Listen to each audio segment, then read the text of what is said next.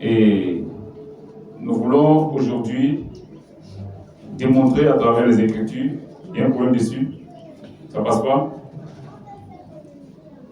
Il faut voir régler. Tout est... ça passe? D'accord. Donc, beaucoup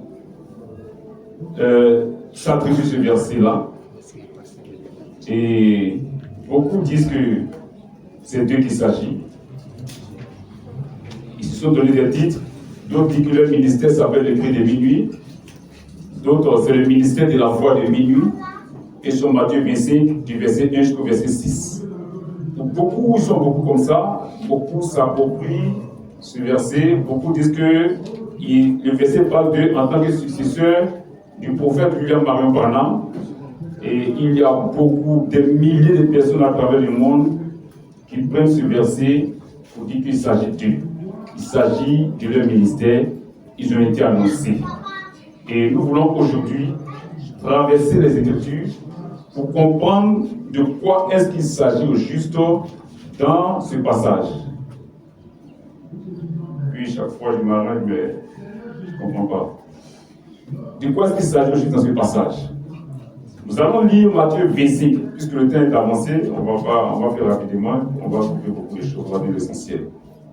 11 verset 16 déjà, c'est beaucoup. Matthieu 25, le verset 1 jusqu'au verset 30. Et dès qu'on arrive au verset 30, on va d'abord lire le texte. Il faut qu'on lise le texte d'abord, et maintenant on va rentrer dans les Écritures pour voir de quoi il s'agit. Nous pouvons lire, frère. Matthieu chapitre 25. Oui.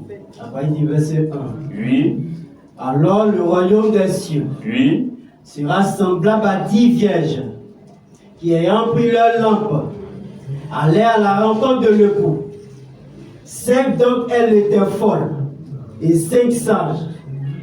Les folles, en prenant leur lampe, ne prirent point d'huile avec elles, mais les sages prirent avec leur lampe de l'huile dans des vases.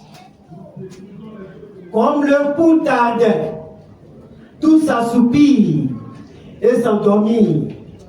Au milieu de la nuit, on cria: voici l'époux, allez à sa rencontre.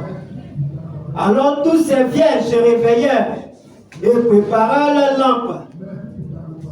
Les folles dirent aux sages: donnez-nous de votre huile, car nos lampes s'éteignent. Les sages répondirent: non, il n'y en aurait pas assez pour nous et pour vous. Allez plutôt chez eux, chez ceux qui en vendent, et achetez-en pour vous. Pendant qu'elle allait en acheter, l'époux arriva. Celles qui étaient prêtes entrèrent avec lui dans la salle de noces, et la porte fut fermée. Plus tard, les autres vierges vinrent et dirent: Seigneur, Seigneur, ouvre-nous. Mais il répondit: je vous le dis en vérité. Il faut venir buter.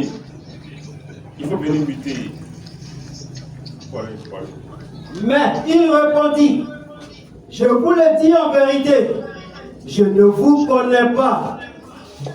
Veillez donc, puisque vous ne savez ni le jour, ni l'heure.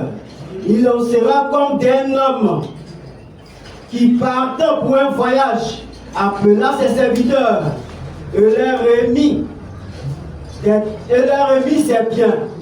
Il donna 5 talents à l'un, 2 à l'autre et 1 au troisième, à chacun selon sa capacité. Et il partit. Aussitôt celui qui avait reçu les 5 talents s'en alla, les fit valoir, et il gagna 5 autres talents. De même, celui qui avait reçu les 2 talents en gagna 2 autres.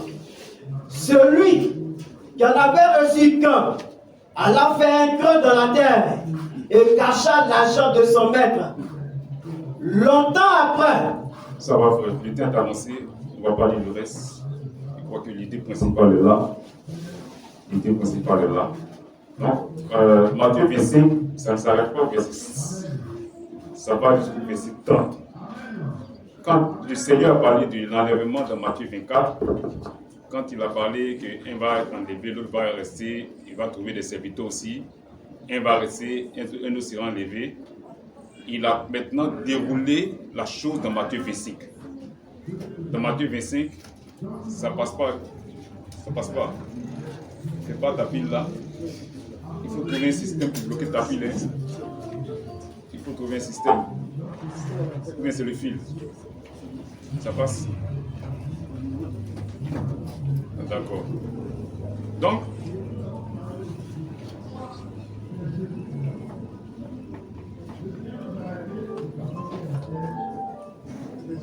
tout ça passe.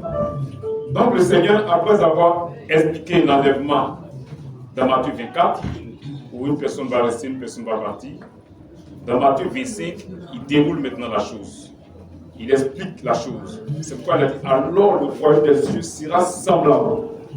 Le royaume des cieux, il s'agit de l'Église. C'est l'Église qui est le royaume des cieux. Et il donne le parcours de toute l'Église jusqu'à l'enlèvement. Il ne parle pas d'un individu. Il ne parle pas d'un ministère. Non. Mais il est en train de parler du parcours de toute l'Église. Depuis le commencement de l'Église jusqu'à l'enlèvement. C'est pourquoi ça va jusqu'au verset 30.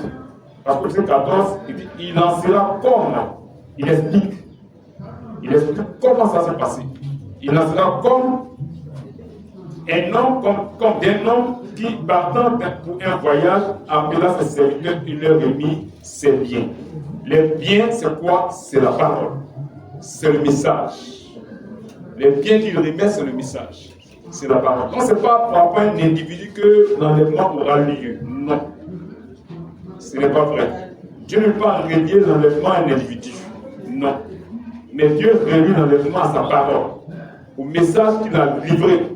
C'est par rapport à ça que ceux qui ont gardé, ceux qui sont restés avec, seront enlevés. Et il dit, il leur a donné, il y a des gens qui ont fructifié, il y a un qui allait enterrer. Donc, voici le test. Et donc, nous voulons traverser les Écritures pour démontrer de quoi il s'agit. Il s'agit ici du message du temps de la fin, prêché par Jésus-Christ, le message de la grâce. C'est ça que le message du temps de la fin, prêché par Jésus-Christ. Et Jésus a confié ça aux apôtres. Les apôtres, après Jésus est rentré dans les nations avec le même message, avec Paul, à travers Paul. Et au cours des âges, le message a été renversé. Mon truc va me coincer. Le message a été renversé au cours des âges. Ça a été renversé. Tu n'as pas d'autre, l'autre micro, mais cela. Ça me coince, on voit l'autre micro là. Donc, au cours des âges, tu peux enlever le fils. Au cours des âges, tu n'as pas mal.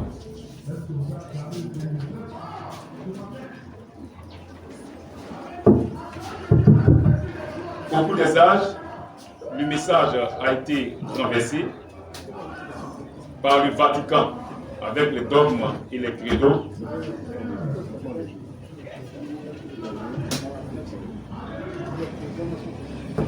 Avec les dogmes et les credos. Et après ça, maintenant, Dieu se voit dans l'obligation d'envoyer ce même message. Parce que le message là rassemble les élus pour les préparer à l'enlèvement. Et Dieu se voit d'envoyer ce même message, se voit dans l'obligation d'envoyer ce même message après que l'évangile soit renversé par le Vatican. Il envoie le même message qui va rassembler les élus et les préparer à l'enlèvement. Ainsi, tous ceux qui ont dormi dans l'attente de sa venue vont se réveiller. Et tous ceux-là qui sont restés en ordre avec la parole tous ceux-là aussi, ensemble, à sa venue, ils seront enlevés au ciel. Voici de quoi il s'agit dans le texte. Il s'agit de l'enlèvement. Il s'agit du message qu'il a apporté pour épargner un peu. Parce qu'il viendra juger le monde. Ça passe là? Ça passe? Voilà. Parce qu'il viendra juger le monde. Il viendra juger le monde. Qu'est-ce comme ça passe comme ça. Il viendra juger le monde. Donc, pour empêcher un peuple d'être jugé, il envoie un message. Il envoie le message de la grâce, la parole.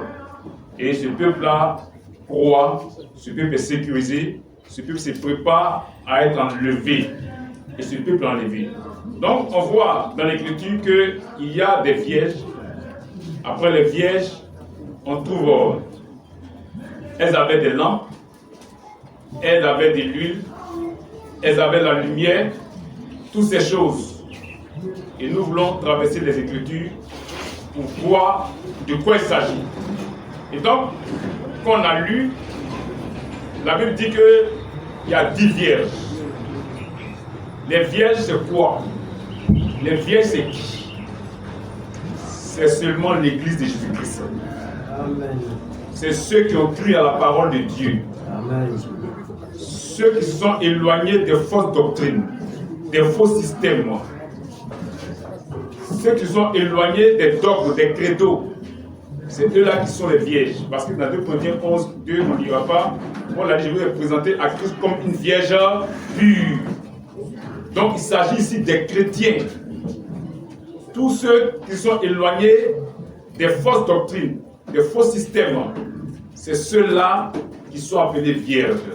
Donc ici, il s'agit du peuple de Dieu. Mais la Bible les a scindés en deux. Parce que dans Matthieu 24, Jésus a dit qu'il y a un groupe qui sera enlevé et un groupe qui va rester. Donc ce sont ces deux groupes-là qui ont été divisés en... c'est ce groupe-là qui a été divisé en deux. Une partie appelée vierge sage, ceux qui vont être enlevés, et une partie appelée vierge folle, ceux qui ne seront pas enlevés. C'est de ça qu'il s'agit. Maintenant, la lampe là, c'est quoi? La lumière, c'est quoi? L'huile, c'est quoi? Parce que l'Écriture dit les vierges partaient déjà à la rencontre de l'époux. Au verset 1. Au verset 6, l'Écriture dit on cria, voici l'époux. Allez à sa rencontre. Donc depuis le verset 1, on partait déjà à la rencontre de l'époux. Ils avaient des lampes. Ils avaient l'huile. C'est quoi la lampe? Dans Psaume 119, verset 150, on peut lire.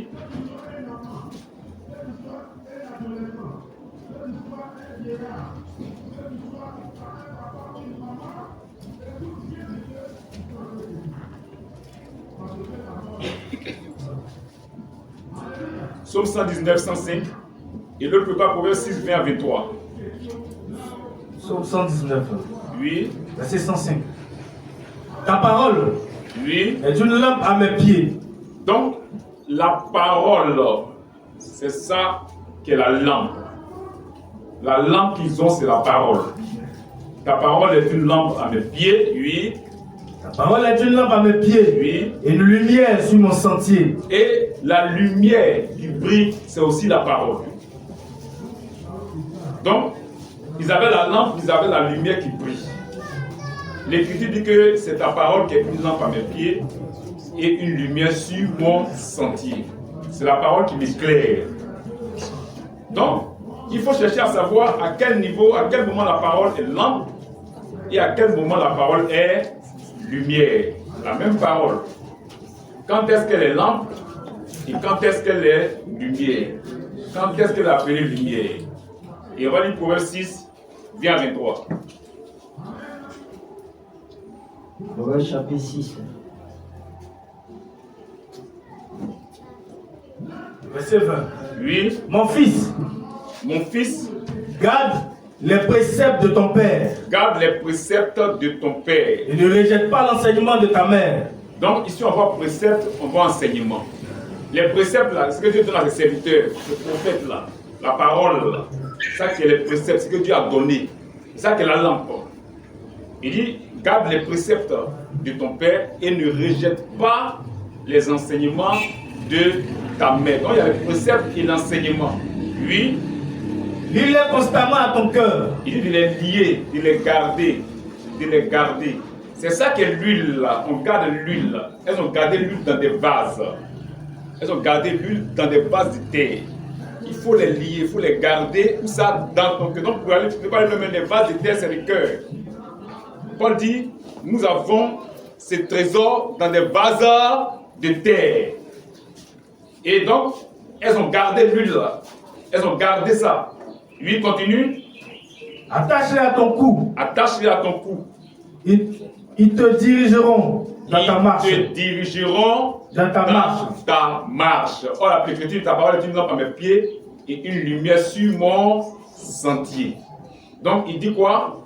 Il faut garder la parole, les préceptes et l'enseignement.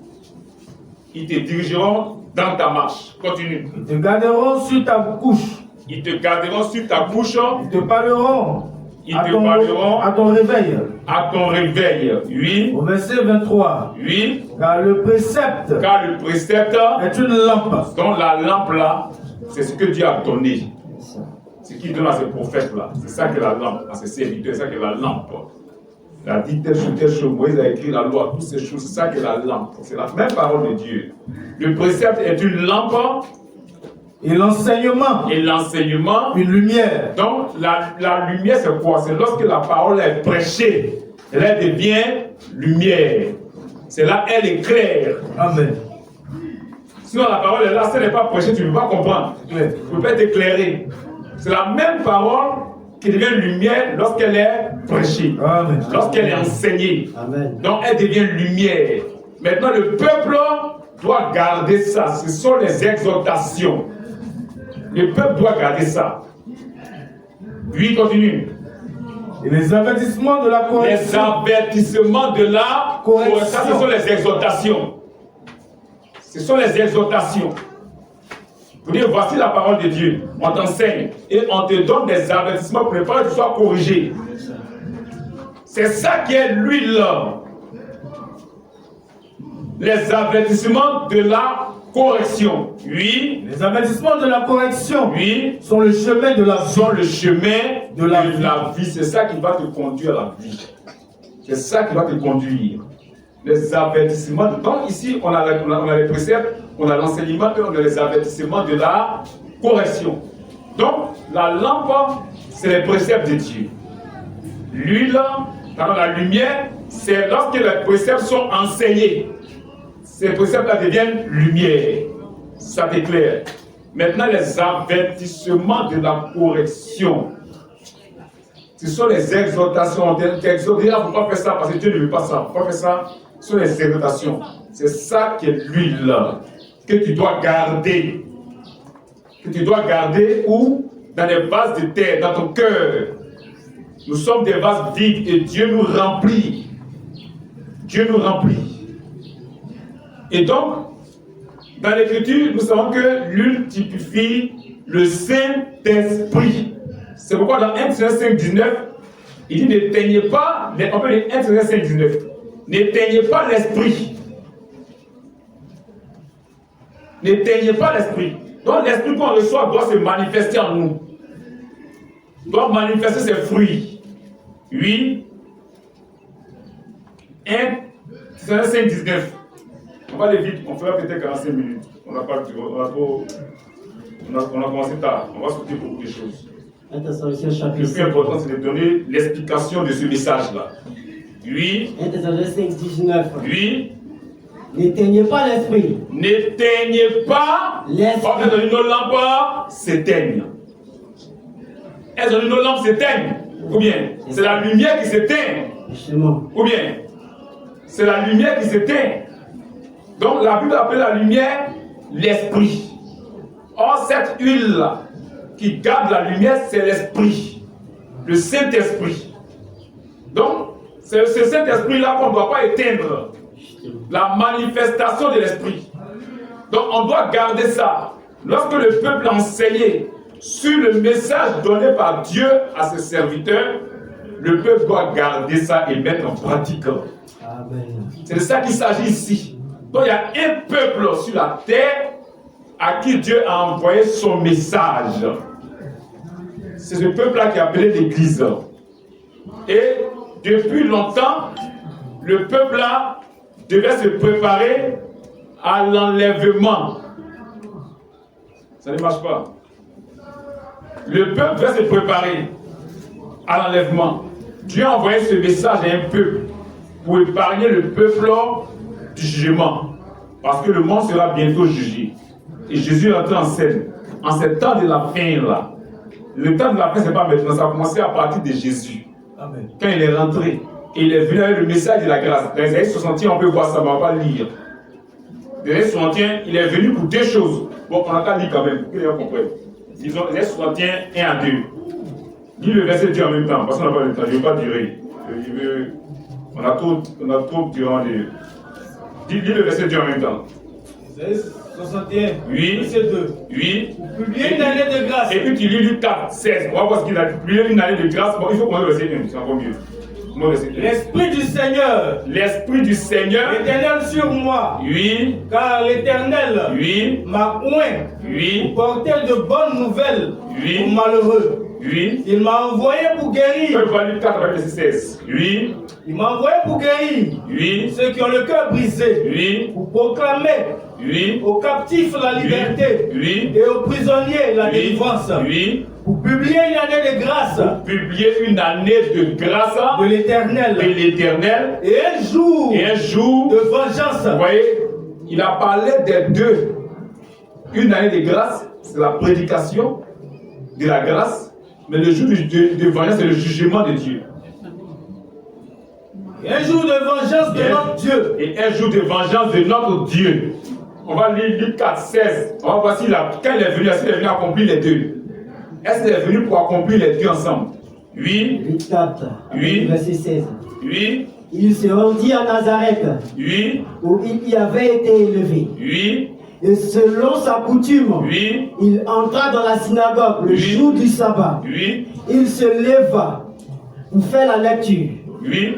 Et on lui remit le livre du prophète Ésaïe. Oui. L'ayant déroulé, Oui. il trouva l'endroit Oui. où il était écrit: Oui.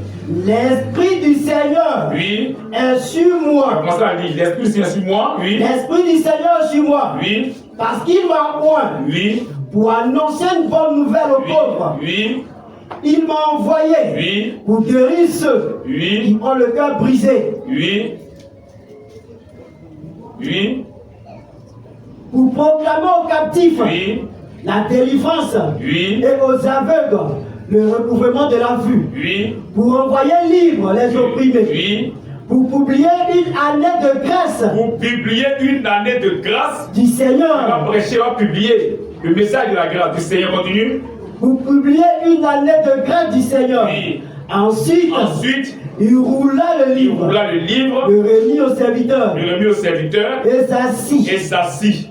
Oui. Tous ceux Tous ceux, qui se trouvaient dans la synagogue oui, avaient le regard fixé sur lui. oui, Alors, il commença à leur il dire: commença à leur dire, aujourd'hui, cette parole de cette l'écriture parole de l'écriture que vous venez que vous d'entendre venez d'entendre est accomplie. est accomplie. Amen. Or, il a dit quoi? Il est venu pour publier une année de grâce du Seigneur. Ensuite, il roula le rouleau. Mais et le jour du jugement là? Pourquoi il coupe ça? Parce qu'il n'est pas encore venu pour ça.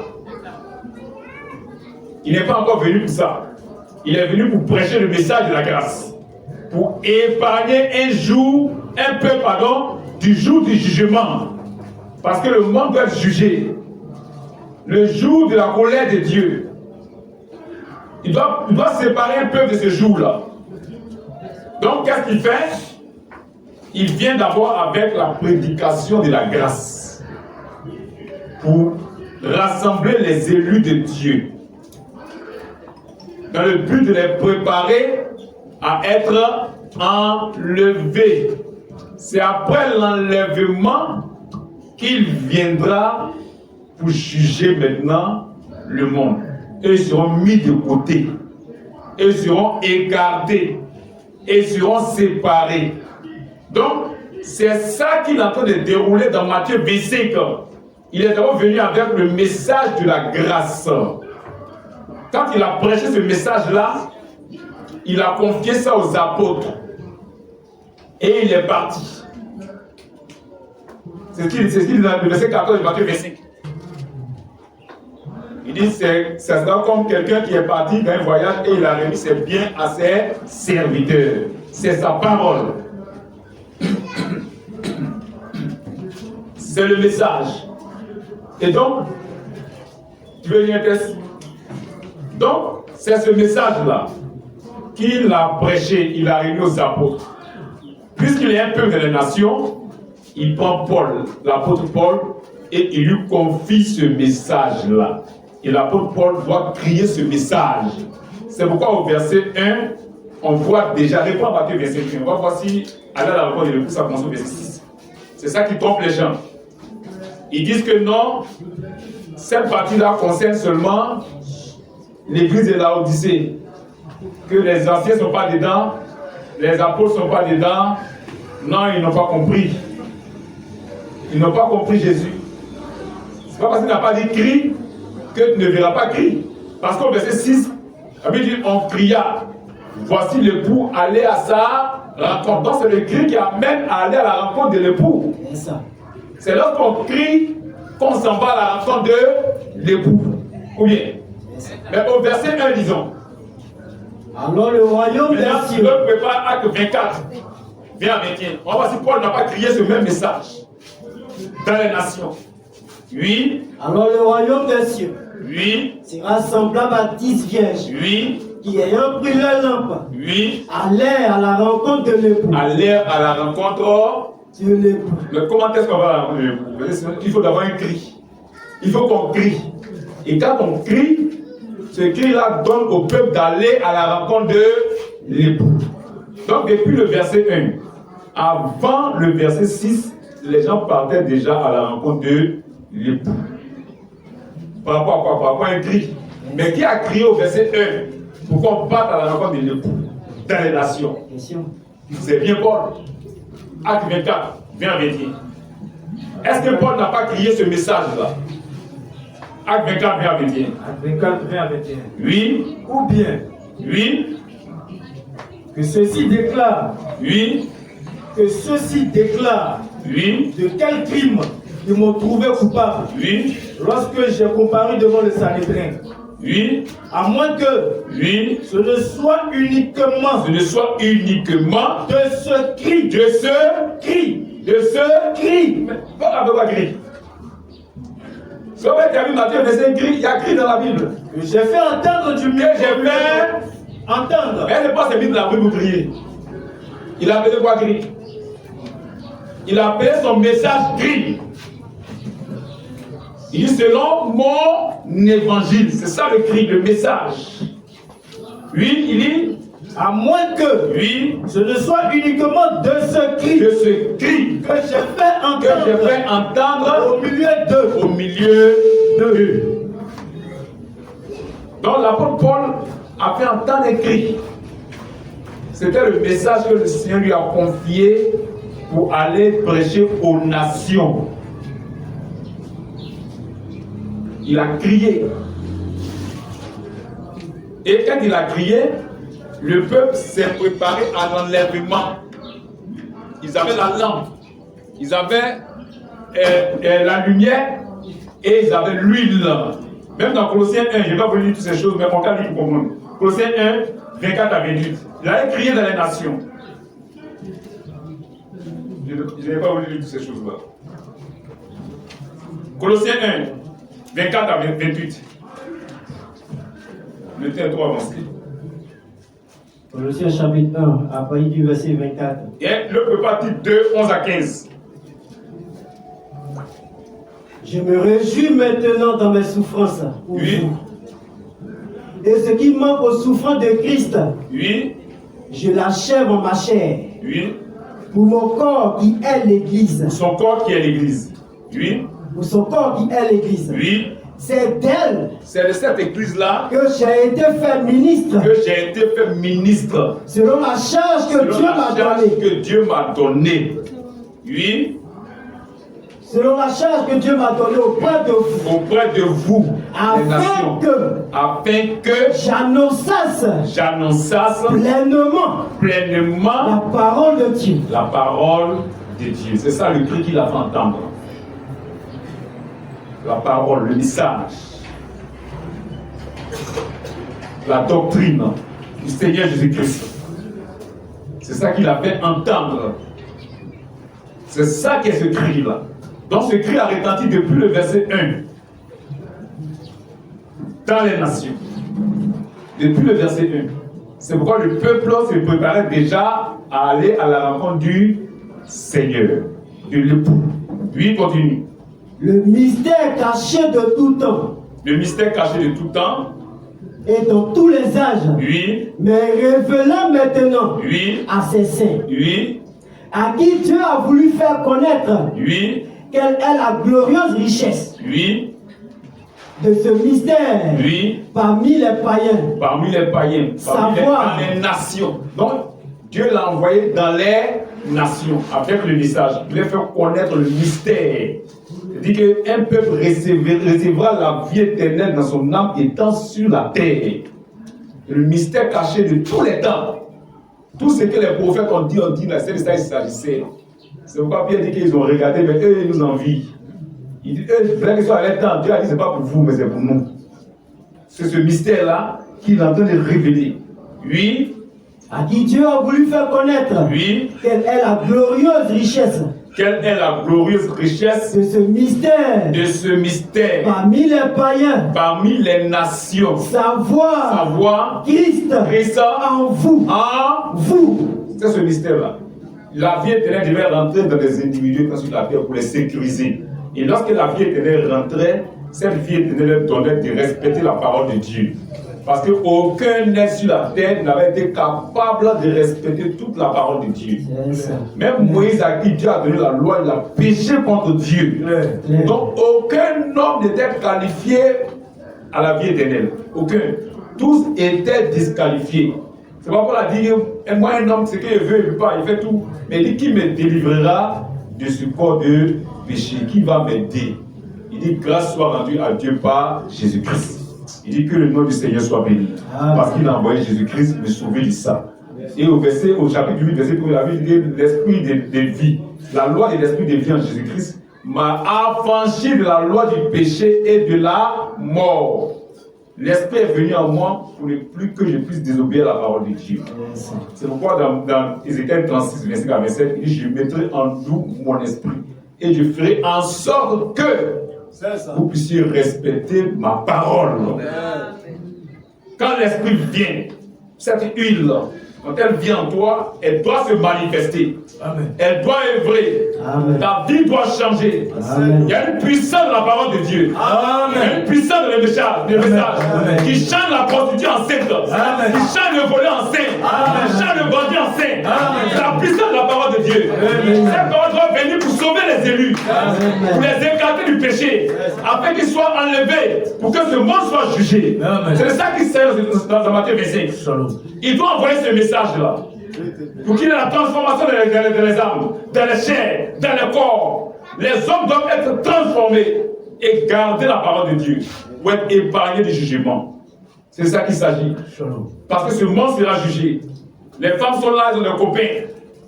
Les hommes ont des copines. C'est pourquoi Dieu viendra les juger.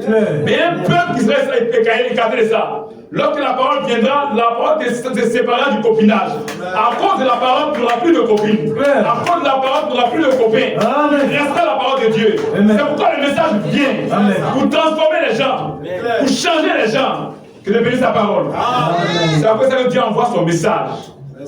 Parce qu'il y a des élus qui doivent pas être jugés. Il doit les séparer. Il doit les mettre à l'écart. Les femmes ont des amants. Les hommes ont les deuxième bureau, troisième bureau. C'est pourquoi Dieu viendra les juger. Mais Dieu envoie le message pour épargner un peu de deuxième bureau, des amants, pour que ces ce peuple-là soit gardé et enlevé. Que le monde soit jugé. C'est à cause de ça qu'il envoie le message. C'est à cause de ça qu'il envoie sa parole. Pour séparer un peuple du péché. Lorsque la parole viendra dans leur âme, la parole les transformera. Il y a une puissance dans la parole. Il y a une puissance dans le message. La puissance de transformation de la parole. Elle est réelle. Elle est réelle.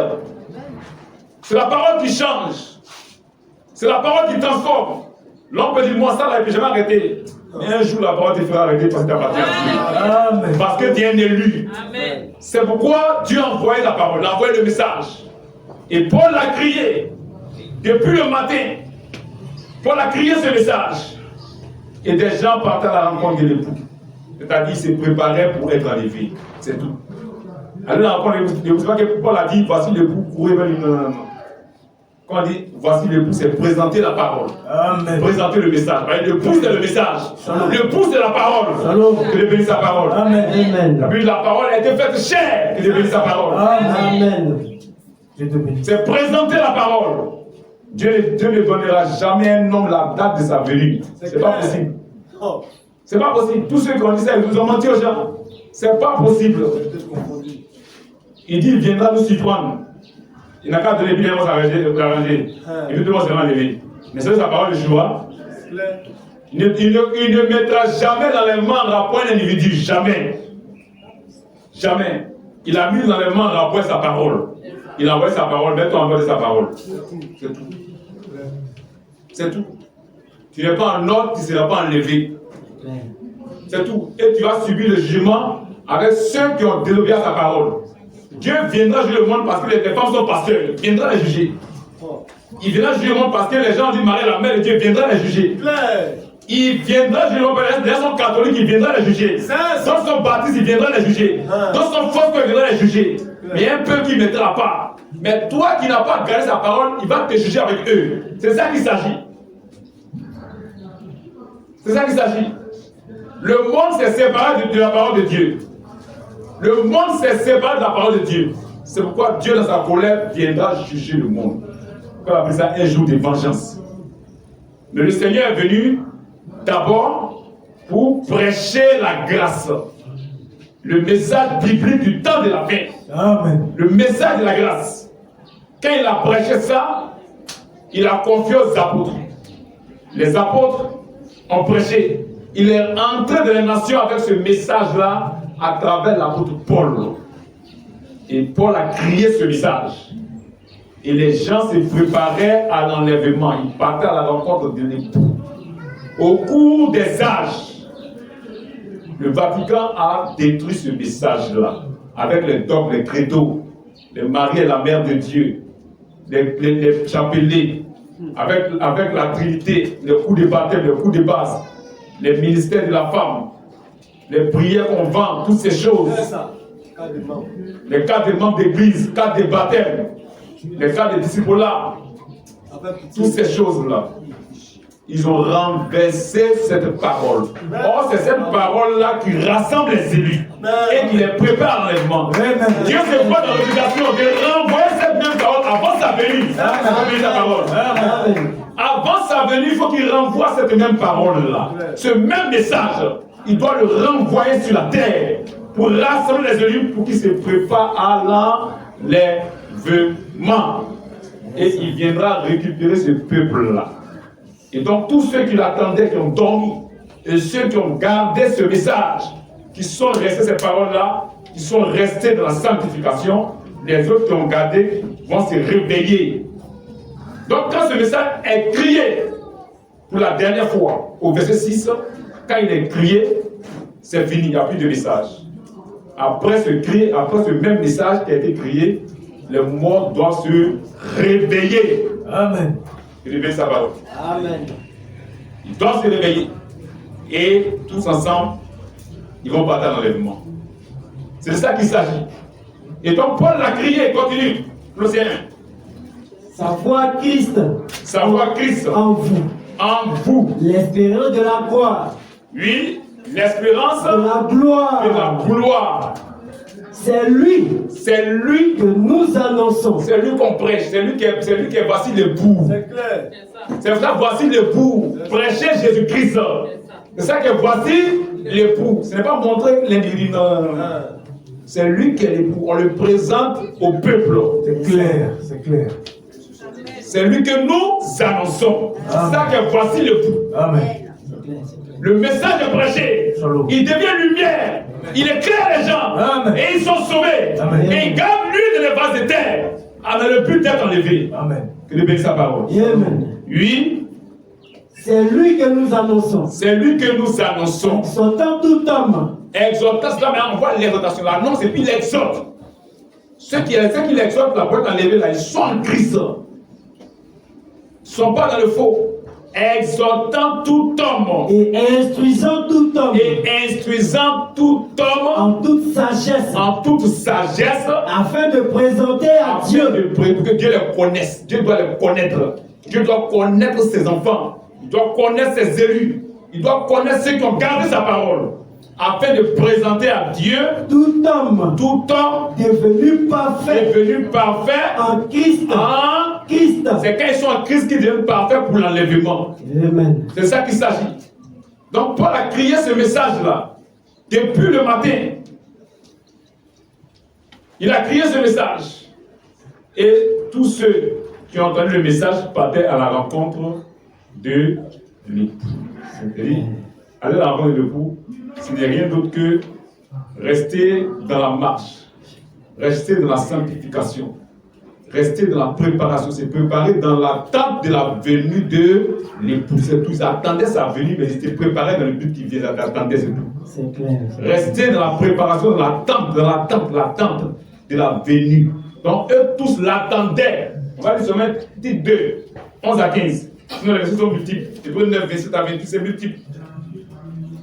On sera obligé de lire Amos 4, 12 à 13. Tu vas regarder Amos 4, 12 à 13. On va laisser les autres, parce qu'on ne va pas durer. Titre 2, 11 à 15. C'est ça qu'aller à la rencontre de l'époux. Ils attendaient l'enlèvement. Donc, ils restaient dans la préparation. La préparation, c'est la sanctification. C'est-à-dire la sanctification sans laquelle personne ne verra le Seigneur. Amen. Oui, disons. À la grâce de Dieu, oui, source de salut, oui, tous les hommes, a été manifestée. Donc la grâce a été manifestée. La grâce de Dieu. Quand nous prêchons cette grâce-là, le Seigneur Jésus-Christ, le prêchons. Oui. Elle nous enseigne. La grâce nous dans la grâce, il y a un enseignement. Amen. Dans la grâce, comme Dieu t'a sauvé, c'est fini. Non. La grâce a son enseignement. Elle nous enseigne à renoncer à l'impiété. À renoncer à notre vie passée. La grâce nous enseigne ça. C'est pourquoi le message est venu. Elle nous enseigne à renoncer à l'impiété, oui. Et aux convoitises mondaines. Et aux convoitises mondaines. La convoitise des choses de ce monde. Les femmes qui mettent les choses, les maquillages, elles portent pantalons collants, elles portent mini, tout c'est la vie plaquée, elles mettent les seins dehors. La parole, c'est pas les filles de Dieu de ça. C'est ça qu'il s'agit. Parce que le monde sera jugé à cause de ça. Donc la parole vient séparer un peuple. Vient leur donner le dégoût de l'amour de ce monde-là. Elles aiment la parole de Dieu que ce monde. C'est ça, c'est pour ça que la parole vient. La parole vient pour que nous puissions aimer la parole de Dieu que tout le monde. Oui, disons.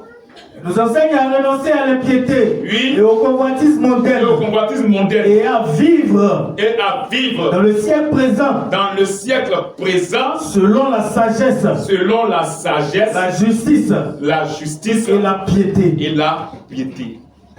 Vous voyez, elle nous amène à vivre comme ça. Pourquoi continue? En attendant la bienheureuse. En attendant, ils étaient dans l'attente.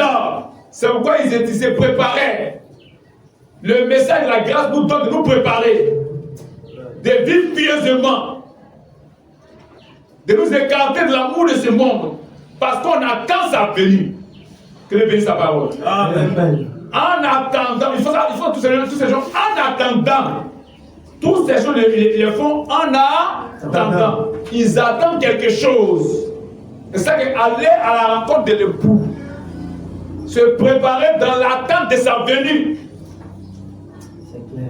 Oui, lisons.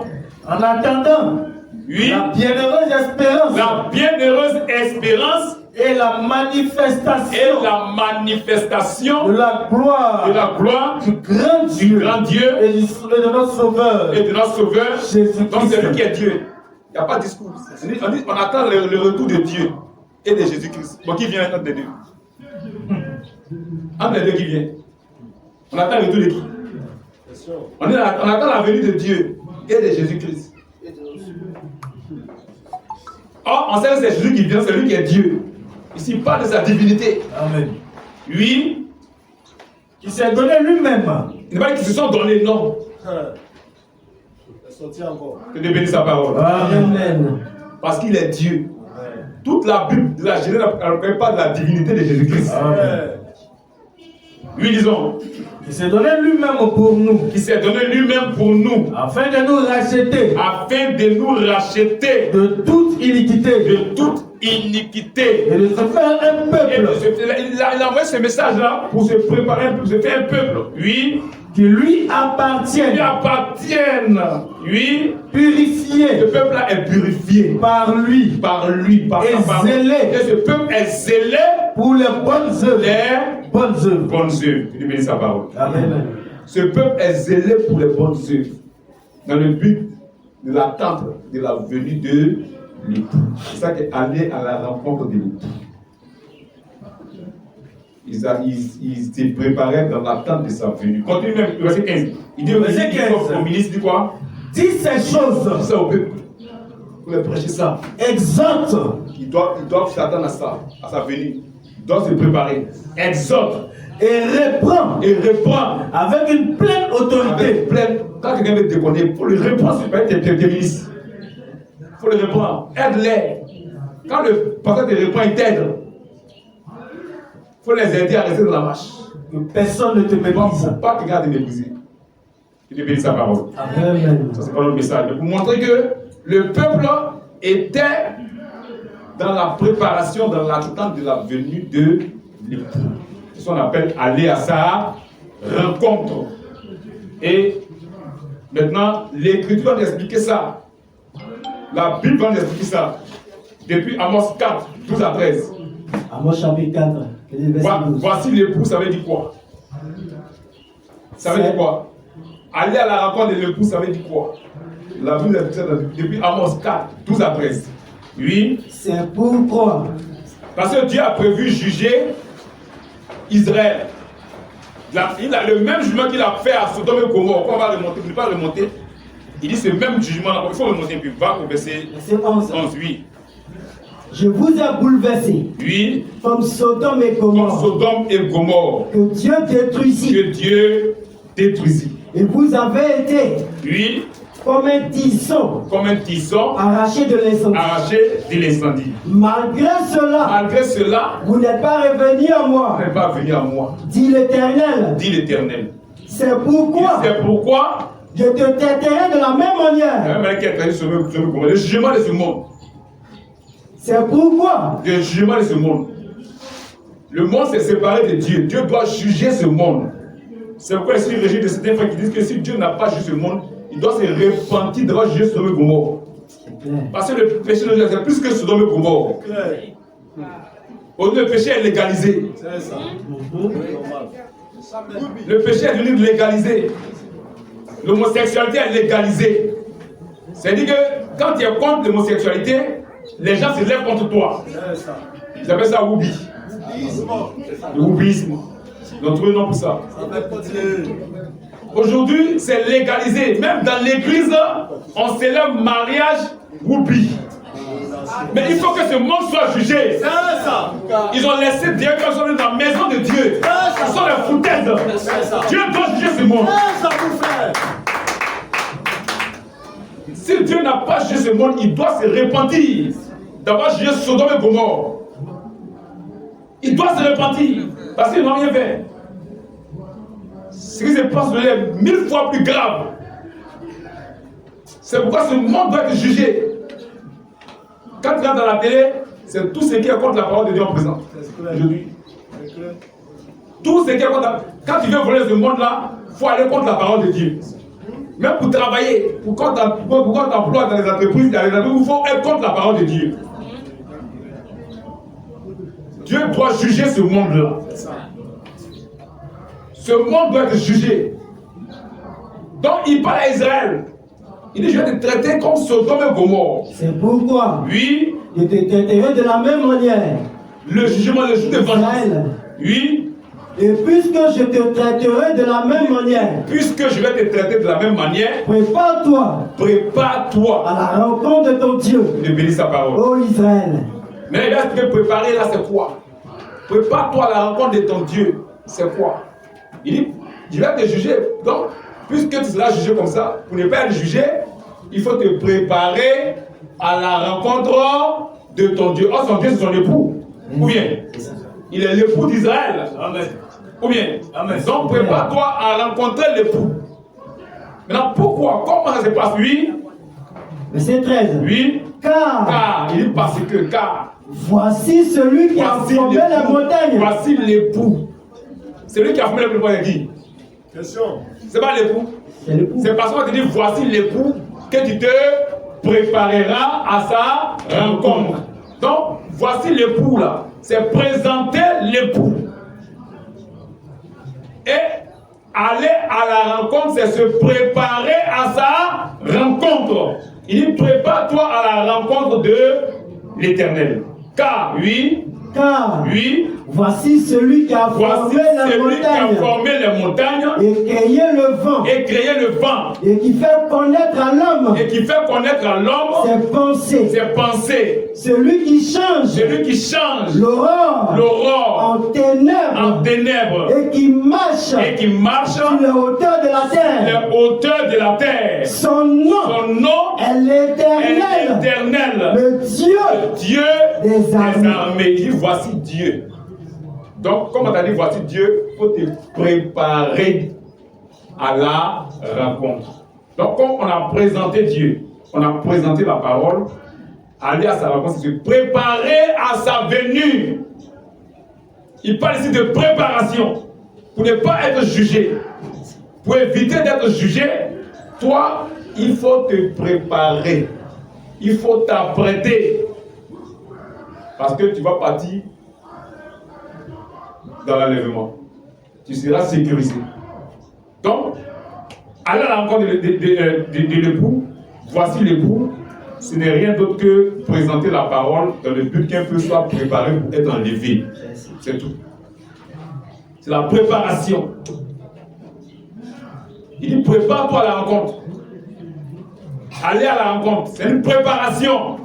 Ce n'est pas qu'ils s'en vont directement. Mais depuis, il partait à la rencontre, mais il n'est pas venu.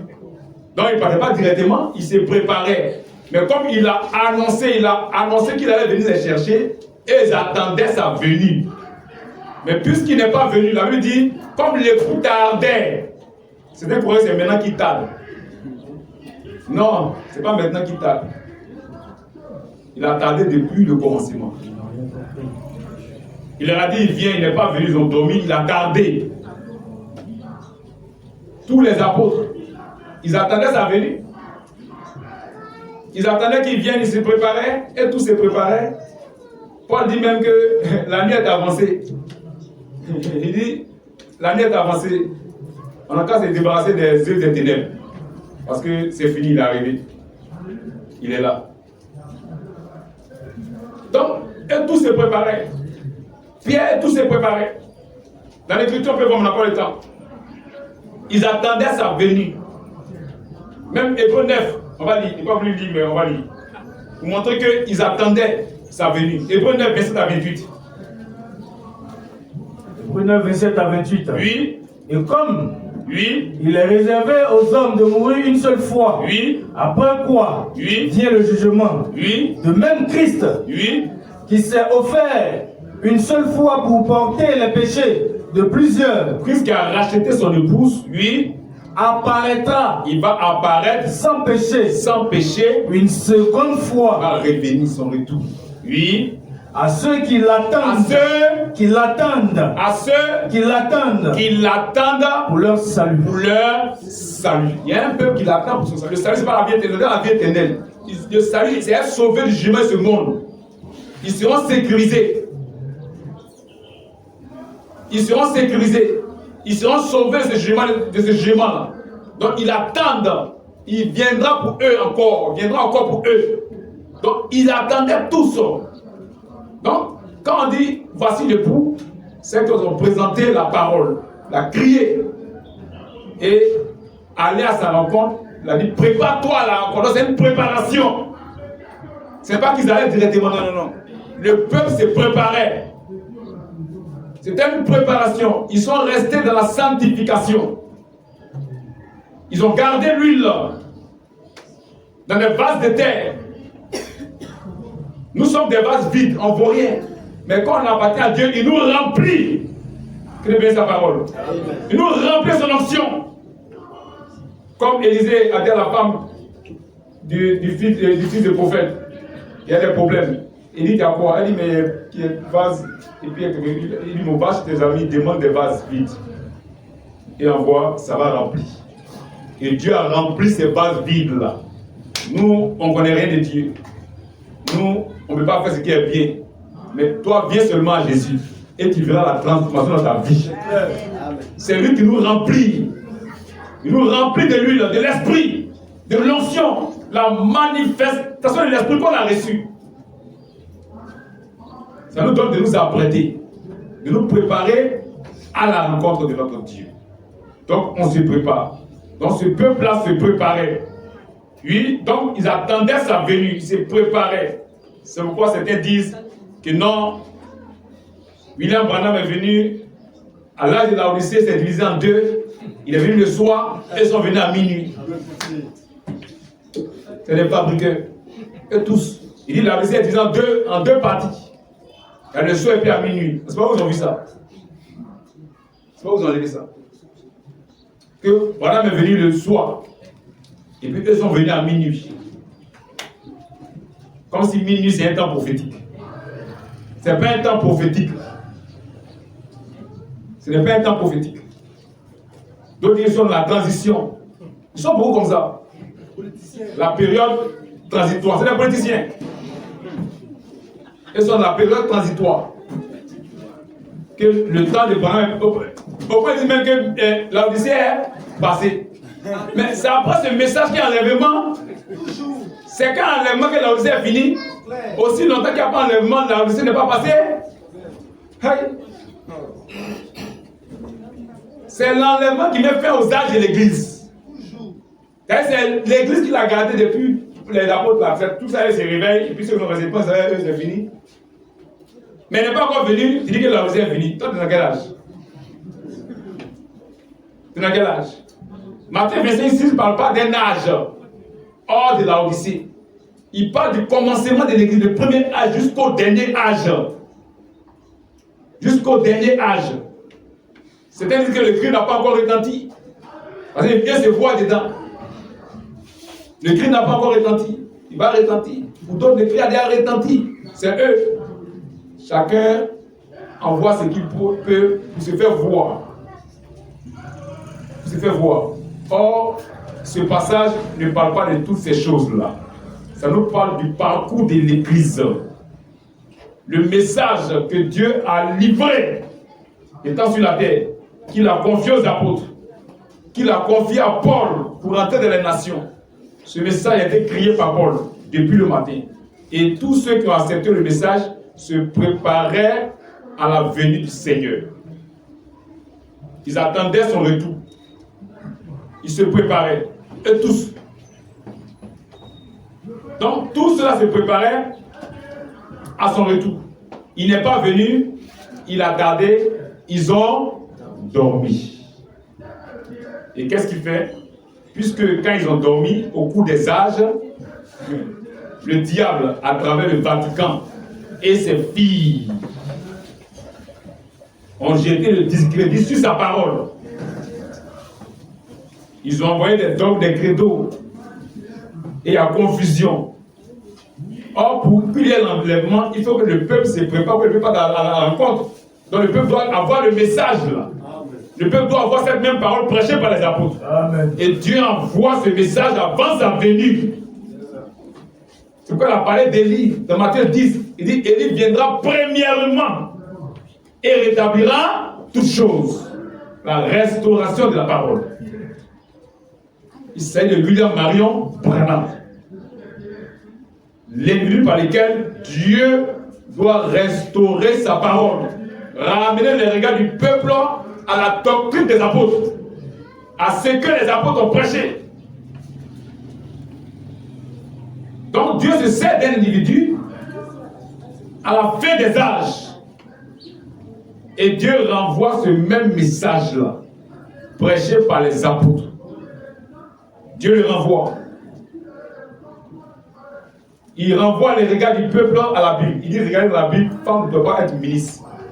On regarde, on dit amen à ça. Il dit, regarde dans la Bible, le baptême se fait au nom de Jésus-Christ. On regarde, on dit amen à ça. Il dit, regarde dans la Bible, Jésus seul est Dieu, il n'y a pas de Trinité. On regarde, on dit amen à ça. Il nous a fait retourner dans la doctrine des apôtres, le message biblique du temps de la fin. Il nous ramène à ce message-là. Les gens peuvent dire tout ce qu'ils veulent de lui. Les gens peuvent raconter tout ce qu'ils veulent sur lui. Ça, c'est le problème. Mais nous, on sait qu'il est venu pour nous. Il est venu pour l'épouse. L'Écriture dit que Abraham cherchait une épouse. On ne va pas dire ces choses-là. Pour son fils Isaac. Il a pris son serviteur. Et il lui a remis tous ses biens. Et ça, on voit dans le verset 14. On n'a pas le temps, il n'est pas duré. C'est par rapport à ces biens-là que les gens seront enlevés et d'autres ne seront pas enlevés. Nos biens, c'est la parole de Dieu. Et il est parti. Quand il est parti, il a vu la fille qui a fait les efforts pour nourrir les chameaux. Les chameaux là, dans l'écriture, une bête, c'est l'image d'une puissance. Or, notre puissance, c'est le Saint-Esprit. Et elle a fait les efforts. C'est ça qui est gardé lui là. Elle lui dit, faites tous vos efforts pour ajouter à la foi. On ne fait pas effort pour avoir la foi. Ça, c'est la grâce. Mais on fait les efforts pour ajouter à la foi. Amen. On ajoute à la foi qu'on a reçu par grâce. C'est ça qui est gardé lui là. Et lui est gardé. Et tous ceux qui ont gardé lui, quand le Seigneur vient, ils sont tous enlevés. Ils sont enlevés. Donc, tous les efforts sont faits. Le peuple a gardé la parole. Le peuple est resté avec la parole. Et le Seigneur vient, le message qui est prêché, le message qui a ramené le peuple à la fois les apôtres, tous ceux qui ont accepté se préparent à l'enlèvement. C'est pourquoi le Seigneur a dit, je t'envoie avec un message pour préparer ma seconde venue. Pour préparer ma seconde venue. Donc, il s'agit de William Marion Branham. Les gens peuvent dire tout ce qu'ils veulent de lui. Mais nous, on sait qu'il est venu pour nous. Amen. Le Seigneur d'Abraham était venu pour Rebecca.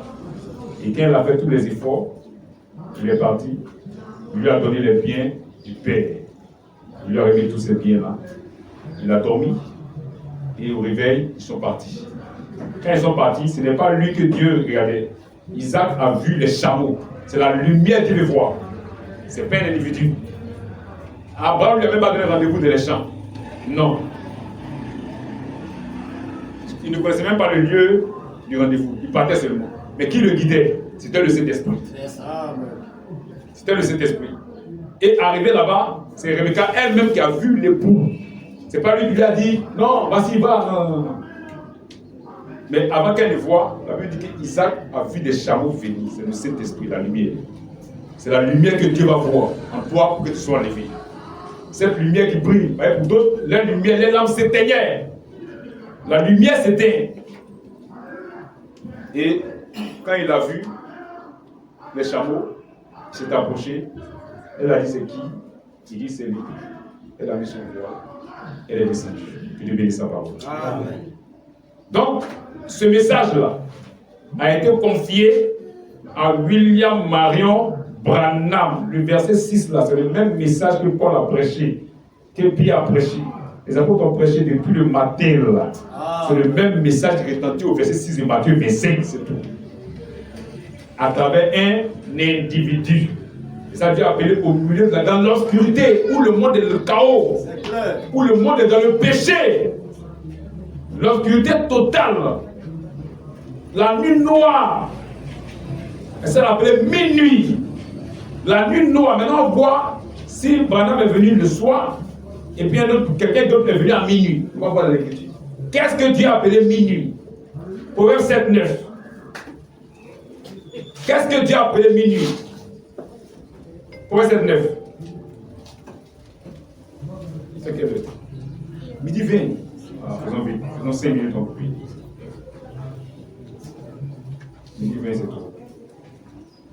On va laisser le reste. Proverbe 7, 9. Proverbe 7, 9. Oui. C'était au crépuscule. C'était au crépuscule. Crépuscule. On voit le crépuscule, c'est le coucher du soleil. C'est ça. Ou bien, lorsque le soleil se couche, on regarde le soir. Amen. Il dit, vers le soir, la lumière paraîtra. La même lumière qui a apparu à Paul le matin sur la route de Damas. Cette même lumière doit parcourir le temps, l'espace, jusqu'au soir. Vers le soir, la lumière paraîtra. Et elle doit paraître le soir. Dans ce soir-là, il parle de quoi? Oui, au crépuscule, au coucher du soleil le soir, oui. C'était au crépuscule. Oui. Pendant la soirée. Pendant la soirée. C'est le soir ou bien? C'est le soir. C'est ça. Le soir, c'était au crépuscule. Le soir, oui. Oui. C'était au crépuscule. Oui. Pendant la soirée. Le soir. Au milieu de la nuit. Le même soir appelé minuit par Dieu. Et de l'obscurité. C'est dans le temps d'obscurité, à minuit, où le monde est le chaos, le péché envahit la terre. C'est en ce moment que le message doit retentir. La parole de Dieu doit retentir. Le message de la grâce doit retentir pour que les élus soient sauvés et qu'ils soient épargnés pour être enlevés. C'est de ça qu'il s'agit. C'est de ça qu'il s'agit. Le soir, minuit, dans Matthieu 25, c'est la même chose. Quand on parle de minuit ici, on ne parle pas du temps prophétique, mais on parle de l'espace, du terrain. Comment les choses se passent. Le monde est dans le chaos. Le monde est dans l'obscurité. C'est ça qu'il s'agit. Ce n'est pas un temps prophétique. On parle du chaos de ce monde. Le monde est plongé dans le péché. Dans la nuit noire de l'église. Dans l'obscurité de l'église. C'est dans ce temps-là. Minuit, au milieu de la nuit, dans l'obscurité, réponds. Point 7, 9. C'était au crépuscule. C'était au crépuscule. Pendant la soirée. Le soir. Au milieu de la nuit. On va voir, c'est le Vatican qui est en train de séduire des gens pour avoir un enfer. On va voir une femme. Bon, c'est passé quand? C'est en ce même moment que le message retentit, après le verset 1. En ce même moment que le message retentit, on peut le verset 1 même, disons. Je ne vais pas lire, mais il faut qu'on lise. Point 7, après le verset 1. Point 7, après le verset 1. Oui, ce qui a été dit dans point 6 là, la lampe, la lumière, l'huile là, la chose ressort ici pour l'épouse, mais elle doit se séparer de cette femme là. Parce qu'elle a agi le soir, où elle a envoyé l'obscurité des ténèbres sur la terre. C'est en ce moment que la parole doit retentir. Le message doit retentir. Oui. Mon fils. Retiens mes paroles. Et garde avec toi mes préceptes. Observe mes préceptes. Et tu vivras. Garde mes enseignements. Comme la prunelle de tes yeux. Elles ont gardé ça dans des vases de terre. Oui. Lis-les sur tes doigts. Écris-les sur la table de ton cœur. Écris-les sur la table de ton cœur. C'est ça, elles ont gardé ça dans le cœur. Oui. Dis à la sagesse. Tu es ma soeur. Moi, la sagesse, c'est la parole. Reste avec la sagesse. Reste avec la parole. Oui. Et appelle l'intelligence. L'intelligence, c'est la parole. C'est Dieu lui-même. Ton ami. Oui. Pour qu'elle te préserve. De la femme étrangère. Étrangère. Cette femme étrangère, la vie de Dieu, c'est le Vatican. Oui. De l'étranger qui emploie des paroles doucereuses. Qu'elle te parle, si tu n'as pas le Saint-Esprit, c'est bon. Mais c'est que tout est bon, c'est tout. Tout est tout. Mais Jésus est fils de Marie. Marie est la mère de Jésus. Tu dis Jésus est Dieu, non? Si Jésus est Dieu, Marie est sa mère. C'est la Marie est la mère de Dieu. Elle a discuté dedans. Mais il faut le Saint-Esprit pour t'aider. Cette femme, elle est venue mettre l'obscurité sur la terre. La séduction. La séduction. Tout ce qu'elle dit là, si tu n'as pas le Saint-Esprit, tu vas accepter. Parce qu'elle a des paroles doucereuses. Les paroles doucereuses. Elle a dit, mais pourquoi tu dis l'autre est faux? Jésus, c'est Jésus. Quand tu prends Jésus, quand tu prends Jésus, c'est même Jésus là. Or, Paul a dit, on prêche un autre Jésus. Donc Jésus, ce n'est pas Jésus. Pour nous les élus. Il y a Jésus et puis il y a Jésus.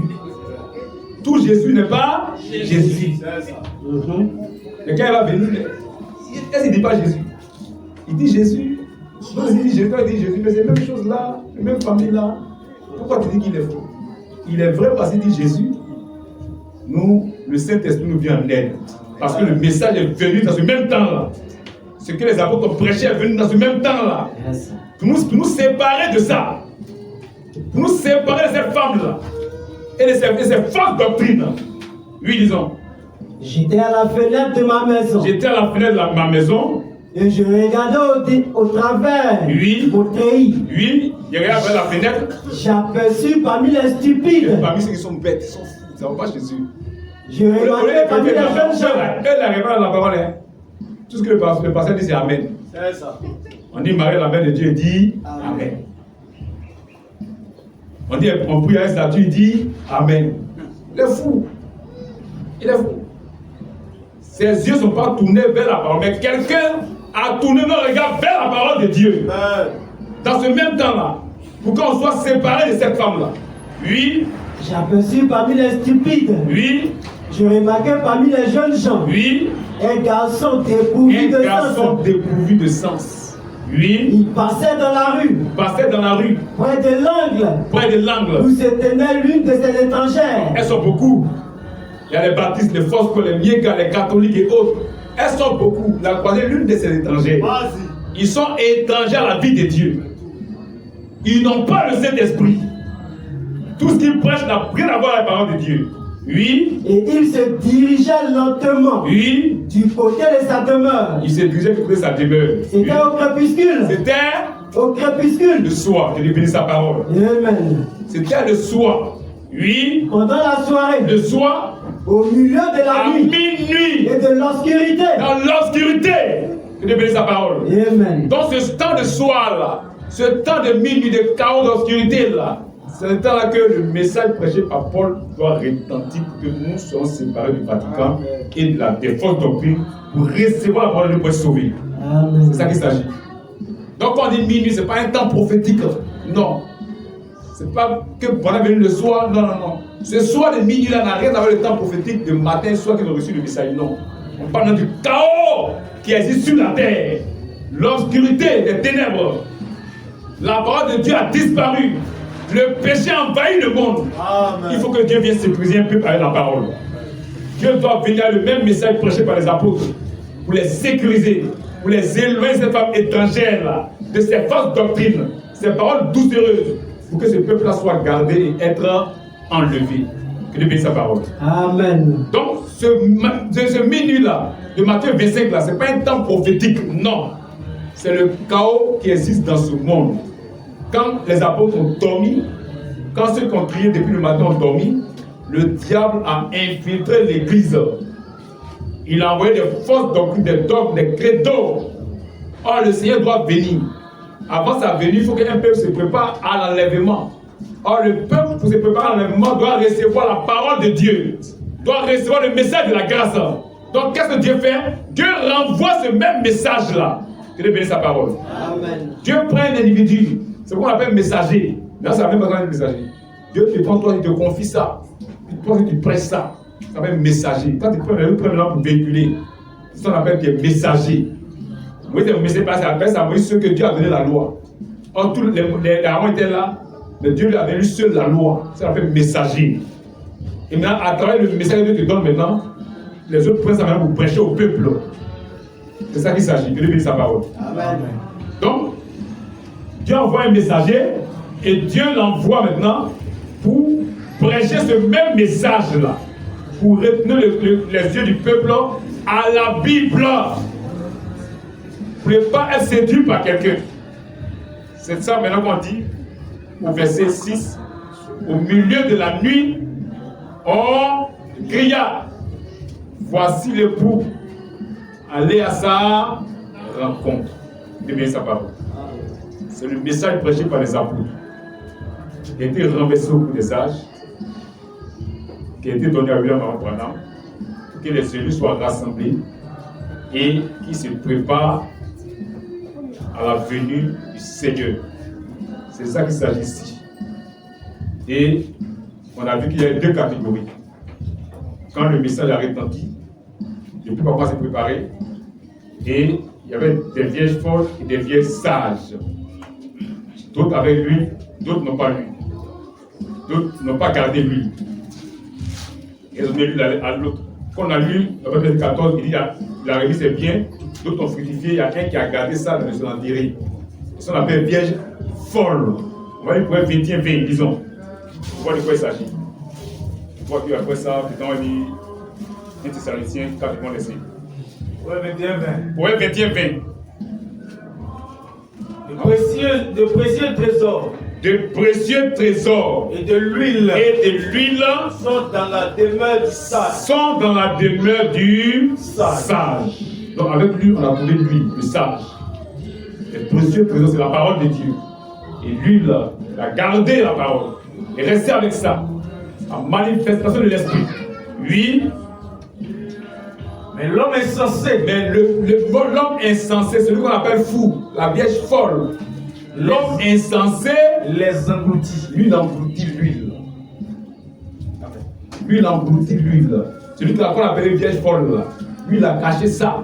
Encore, on a lu le verset 14, il y a un qui allait cacher les biens, enterrer ça, n'est-ce pas? Ça, on appelle vierge folle. Donc, quand on parle de Matthieu 26, ça ne pas au verset 6, hein? Ça va jusqu'au verset 30. Le parcours de l'église, là, va jusqu'au verset 30. C'est après le verset 14 qu'il explique, il a dit la chose comme ça, en parabole. Et au verset 14, il explique qu'est-ce qu'il va donner. Il va donner ses biens, sa parole. Et la parole là, d'autres vont garder pour fructifier et d'autres vont enterrer ça. Et ceux qui ont gardé pour fructifier, qu'on appelle vierge sage. Et ceux qui ont enterré ça, ont été appelés vierge folle. Vierge folle. Et c'est ceux-là maintenant qui vont rentrer. Ceux qui ont gardé la parole, ceux qui sont restés avec, ceux-là qui seront enlevés avec tous les saints qui ont dormi, qui l'attendaient. Parce qu'il ne ment pas, il leur a promis. Mais comme il n'a pas dit qu'ils vont mourir d'abord, quand il va venir, il va les réveiller, eux tous. Et ils vont partir ensemble avec ceux qui sont restés vivants. Mais un groupe qui ne partira pas, parce que ce groupe-là n'a pas gardé la parole. C'est pourquoi, dans le verset 31, quand il viendra au jugement, là, il va venir séparer ceux-là. On va lire le verset 31, on va lire. Quand on lit ça, on va lire. Il a expliqué tout. Parce que ceux qui seront enlevés là, ils vont passer au jugement, non. Mais ceux qui vont rester, quand il va venir au jugement, il va les séparer. Il ne juge pas ses enfants avec les fils du diable, non. Et il va les séparer. Il a mis les brebis à part, il a mis les boucs à part. C'est les boucs qu'on voit dans l'Apocalypse 20. Il ne juge pas ses enfants à eux. C'est pas possible. Ne les ont pas. C'est bon. Le tais-toi. Qu'est-ce que tu as compris? Donc, il faut qu'on s'arrête là. On va remplir du point de verset. Donc, voici de quoi il s'agit dans ce passage-là. Dans Matthieu 25, du verset 1 au verset 30, la Bible nous présente un message. Parce que Dieu doit venir juger le monde. Mais il est venu d'abord pour prêcher l'évangile de la grâce. Pour sauver les âmes. Pour accepter la parole, dans le but que son esprit les change. Parce que le monde s'est détourné de la parole de Dieu. Et donc, il envoie un message, il prête ce message-là, il est parti. Et il a confié ce message aux apôtres. Il a pris le même message, puisqu'il a des élus dans les nations, il a confié ce message à Paul. Le même message. Et il est rentré dans les nations avec ce message à travers Paul. Et quand le message est arrivé dans les nations, ceux qui ont accepté ont commencé à se préparer. Ils partaient à la rencontre de l'époux. Eux tous l'attendaient. C'était de la sanctification. Et le peuple l'attendait dans le but qu'ils viennent pour être enlevés. Et il attendait, ils ont tous dormi, c'est-à-dire qu'ils sont morts. Eux tous, au cours des âges, premier, deuxième, troisième, chacun l'attendait. Il ne vient pas, il attendait, il dort. Eux tous sont morts. Mais au cours des âges, le diable a infiltré l'Église à travers le Vatican et ses filles. Et ils ont rempli les dogmes et les credos. Ils ont séparé le peuple de la parole de Dieu. Et à un moment, le chaos était sur la terre. La terre même a pris le péché comme l'eau. Les gens se sont séparés totalement de la parole de Dieu. C'est ça qui est appelé minuit. L'obscurité, le monde est dans les ténèbres, le monde est dans l'obscurité. Oh, le Seigneur a promis venir chercher son épouse, chercher son peuple. Mais ceux qui doivent chercher là, ils doivent avoir cette parole-là. Ça doit être avec eux. Donc, qu'est-ce qu'il faut? Ils se voient dans l'obligation de renvoyer ce même message, de renvoyer ce même cri. Ce cri qui a retenti le matin là. Il faut que ce cri retentisse dans le temps d'obscurité, à minuit. Il faut que ce cri-là retentisse. Et il envoie un individu, il lui confie ce cri-là, ce message-là. Cet individu s'appelle William Marion Branham. Ce n'est pas une succession, non. C'est le message de la grâce qui doit retentir dans la nuit, dans l'obscurité des ténèbres, pour que les élus soient épargnés des fausses doctrines. Pour ne pas qu'un élu soit catholique, pour ne pas qu'un élu soit baptiste. Parce qu'aucun élu ne mourra baptiste, aucun élu ne mourra catholique, aucun élu ne mourra musulman. À cause des élus, ils ramènent le même cri, le même message, pour que les élus aient les regards tournés vers la parole. Pour que les élus aient la vie. Et la parole a une puissance de transformation. Au moment où tout le monde, toute la terre est dans le chaos, dans l'obscurité, il y a un peuple qui se distingue d'eux. Les gens sont étonnés. Ils disent, mais le monsieur là, il avait 5 copines avant, mais depuis la vie chrétienne, il n'a pas de copines. On dit, Jésus est bon. Mais Jésus l'a transformé pour qu'il soit enlevé. Il y a une puissance de transformation dans les Écritures, dans la parole. On dit, mais la femme là, elle est une prostituée, ici, la Grèce, ici. On ne comprend plus. Affaire de Dieu là, c'est bon, hein? Elle a changé. Il y a une puissance de transformation dans la parole pour que les élus puissent être changés ou être enlevés. C'est la parole qui transforme. Donc il envoie cette parole-là. Il envoie cette parole pour les élus, pour les rassembler et pour les préparer à l'enlèvement. Et ce peuple-là reste dans la sanctification. C'est de ça qu'il s'agit dans Matthieu 25. Et ce peuple-là se prépare à sa venue. Et donc, comme il a gagné la dernière brebis, tous ceux qui l'attendaient, qui étaient morts, qui ont dormi, après ce message, ce cri-là, cette même parole qui a retenti le matin là, après qu'elle ait retenti dans l'obscurité des ténèbres, dans le chaos de la terre, ceux qui ont dormi doivent se réveiller. Parce qu'ils viennent. Ils doivent se réveiller. Il va les réveiller tous. Parce que ces promesses sont vraies. Et tous ceux qui ont gardé ce message, qui sont restés vivants, et qui ont gardé l'huile dans les vases,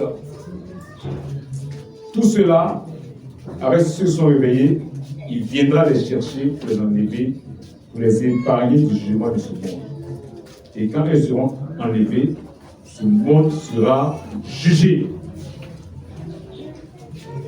Et eux, ils seront au nord de l'agneau, en train de manger au ciel. Pendant qu'ils mangent, il y a les pleurs sur la terre, les gémissements et les grincements des dents. Moi, je fais partie de ce peuple-là. Est-ce que tu veux parler de ce peuple-là? Amen. Dieu t'accorde sa grâce pour tous être enlevés. Je vous bénis sa parole. Amen. Shalom, Dieu te bénisse.